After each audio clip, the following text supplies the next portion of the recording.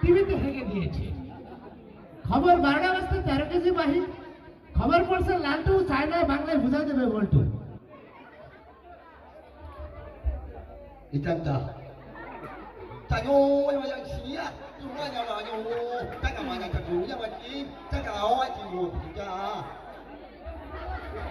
ইনি বলেছিলেন গতকাল একটা হিজড়া দুটি সন্তান হয়েছে তা সোয়াগ ডাক্তার মেডিকেল হাসপাতালে 뭐야, 이거.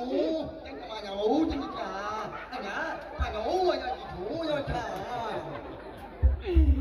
এদিকে জানা গেছে গতকাল একটা বিড়ালের সাথে ধাক্কা খেয়ে ট্রেনের 4 বগি ছুটে গেছে বিড়ালের কোনো ক্ষয়ক্ষতি হয় নাই কিন্তু 100 লোকের আহত হয়েছে এবং 200 লোক নিহত হয়েছে সরাসরি সোহাগের কাছে ভর্তি করা হয়েছে যদি কেউ দেখতে চান মিষ্টি নিয়ে যাবেন With this good vitamin C to mother, something is better than nothing.